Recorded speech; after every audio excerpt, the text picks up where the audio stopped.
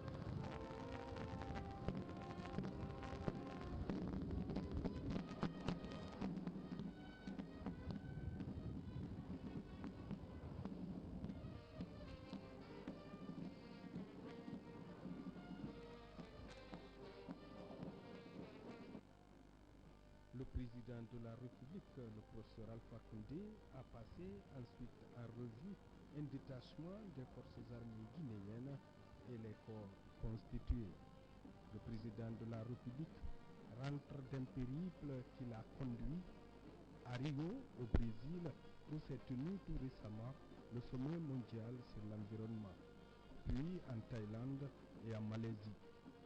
Dans ces différents États de l'Asie du Sud-Est, le professeur Alpha Condé a hautement apprécié l'engagement des uns et des autres à valoriser l'agriculture, mais aussi à qualifier les techniques agricoles ainsi que les méthodes de travail. Mieux, le chef de l'État a visité, outre les réalisations, des industries et parlé avec des techniciens. Il a demandé le renforcement du partenariat, mais surtout le transfert des technologies et la valorisation de la coopération. Après l'Asie, le président de la République, le professeur Alpha Condé et sa suite se sont rendus en France. Dans la capitale française, le président de la République a été reçu par son homologue français, François Hollande, avec lequel il a échangé sur plusieurs questions. C'est un président de la République satisfait de ce périple qui a répondu à nos questions. Monsieur le Président, vous rentrez d'un périple. La première étape a été au sommet de Rio. Et, Monsieur le Président, est-ce qu'on peut savoir la particularité de ce sommet qui s'est tenu sur l'environnement? Donc disons qu'on espérait beaucoup de ce sommet, mais nous avons constaté que les préoccupations essentielles de l'Afrique n'ont pas été prises en compte. Nous avons essayé de voir si on peut modifier, mais on a constaté que si on touchait ceux qui ne sont pas d'accord, qui ont signé malgré eux, à les remettre en cause. Par contre, nous avons eu le plaisir de voir le président français dans son intervention défendre les deux points essentiels pour l'Afrique, c'est-à-dire le financement de l'économie verte et la création d'une agence pour l'environnement avec siège à Nairobi. Mais nous avons dit que nous allons accepter malgré les insuffisances et continuer la bataille tous les jours, jusqu'à ce que les différentes préoccupations de l'Afrique soient prises en compte. Monsieur le Président,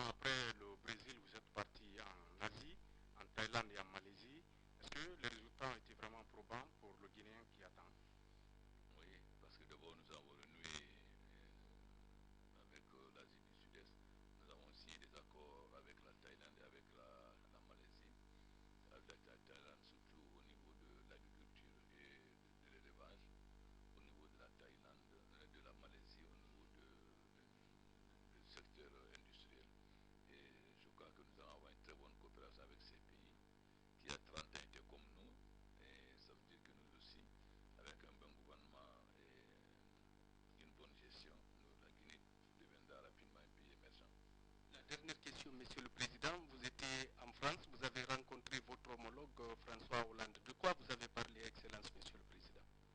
Bon, nous avons parlé des rapports bilatéraux et je me suis félicité le fait qu'il n'y ait plus de ministère de la coopération parce que nous voulons que les rapports avec l'Afrique soient maintenant des rapports entre États souverains et que ça soit basé sur de la coopération et sur le transfert de technologies et sur une coopération gagnant-gagnant.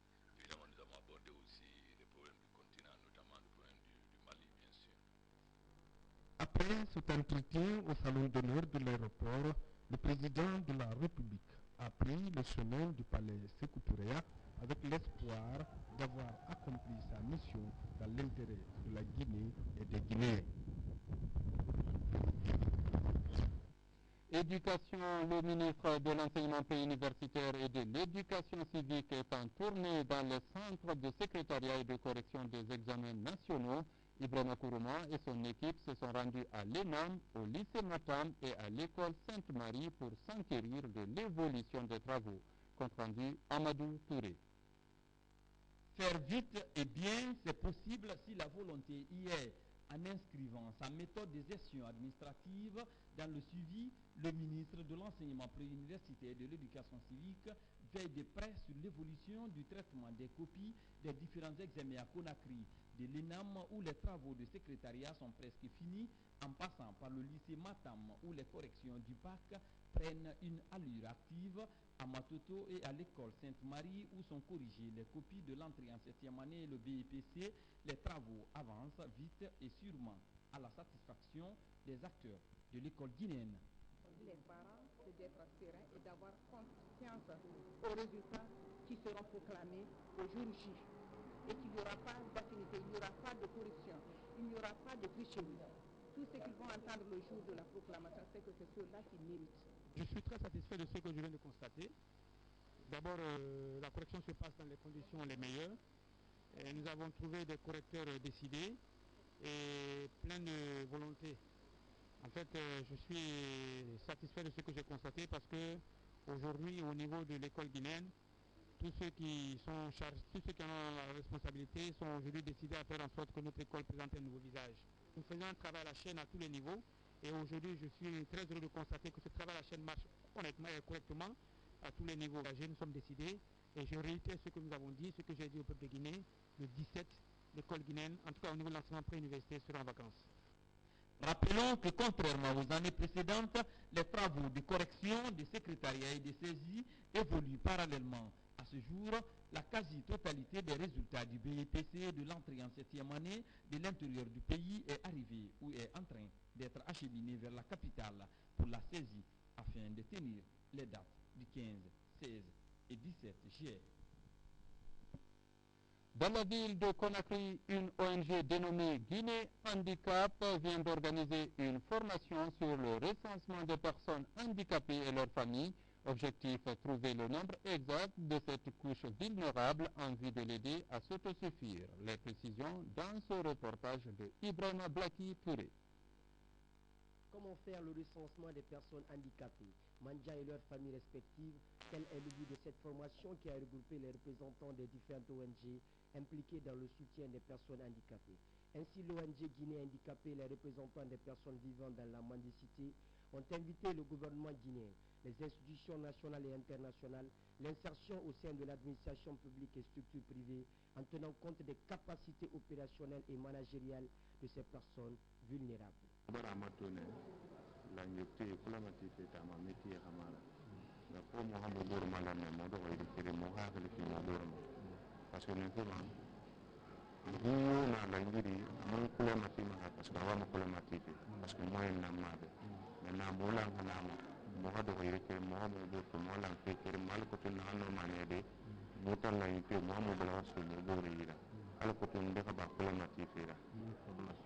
Initiation au recensement pour qu'il y ait un recensement correct des populations mondiales et leurs familles dans la ville, dans les 5 communes de la ville de Conakry. L'objectif visé dans la formation, nous avons les résultats attendus, nous avons la méthodologie à suivre pour le recensement correct et nous avons à montrer l'utilité, de ce recensement et les différents secteurs de la vie pratique concernés par ce recensement. L'entame de cette formation de recensement des personnes handicapées Mandja rassure davantage des personnes vivant avec la mendicité. C'est le cas de ce monsieur qui a une femme et 6 enfants qui sont en sa charge. Cet autre handicapé, soudeur de son état, a évolué avec ses fonds propres pour prouver à suffisance que les Mandjans peuvent exercer des métiers nobles s'ils sont soutenus. Je suis très ravi d'avoir participé à cette initiative. Parce que le monsieur qui vient d'organiser cette initiative-là, vraiment nous encourage. Il y a certains qui ont des objectifs. Si l'État fait face à nous, nous pourrons nous aussi quitter à la rue. Le fondateur de cette ONG taille une main franche pour collaborer avec les partenaires au développement, les institutions nationales et internationales et le gouvernement guinéen pour leur venir en aide. À Dalaba, les travaux de construction du pont sur le fleuve Téné avancent à grands pas. Cet ouvrage de 54 mètres sépare les CRD de Bodié et de Mafara. Selon la mission de contrôle, l'entreprise Enan Chine est en avance dans l'exécution des travaux. Le point avec Moussa Bangoura. Le fleuve Téné qui sépare les CRD de Bodié et Mafaran dans la préfecture de Dalaba fait souvent des victimes. La traversée de cours d'eau se fait par des lianes de fortune ou souvent par la nage. Une situation que le gouvernement corrige par l'aménagement d'un pont de 54 mètres grâce au soutien de la Banque mondiale. Maintenant, on est en train de faire la construction des fondations. Regardez là-bas, il y a des colonnes. Ça, sous les colonnes, il y a le grêle et la semelle. Maintenant, ça sera fabriqué par la terre, je ne vais pas passer. Les travaux de construction du pont sur le fleuve Kolantin à Madinaoula également avancent malgré la soustraction du matériel essentiel par les ouvriers de l'entreprise. Le matériel manquant a été remplacé par Enan Chine. Cette centrale-là est composée comme principalement de 4 parties. La première partie va fonctionner de silos matériaux une série de gravier, de sable, et une partie vous avez un réservoir d'eau. Ce chantier de Madinaoula, tout comme de Kabak et de Téné, tourne toute la journée et presque toute la nuit. Experts chinois et missions de contrôle rassurent continuer les travaux, même pendant la saison des pluies. Le centre culturel franco-guinéen a servi de cadre à la dédicace du livre de François Luceni Fall. L'ouvrage intitulé Guinée, l'horreur d'une démocratie comporte 6 chapitres où l'homme politique retrace l'actualité politique que notre pays a traversée et continue de subir. Le point dans ce reportage de Alarini Bailova. Guinée, l'horreur d'une démocratie. Voici le titre du deuxième ouvrage de François Luceni Fall.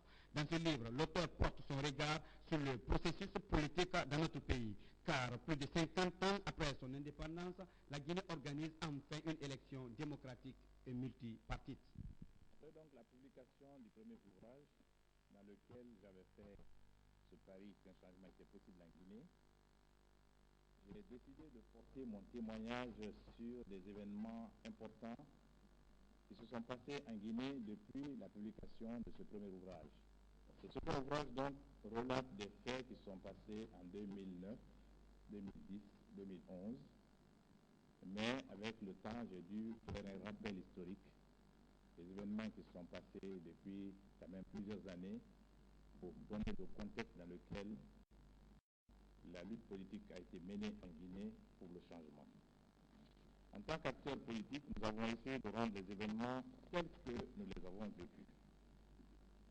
Nous avons décidé de le faire parce que nous avons constaté qu'il y a une omerta, un grand silence qui est observé en Guinée de façon générale sur la transcription des faits qui ont jalonné l'histoire de notre pays. C'est une histoire tumultueuse, souvent héroïque, parfois douloureuse, mais les Guinéens tardent à restituer l'histoire.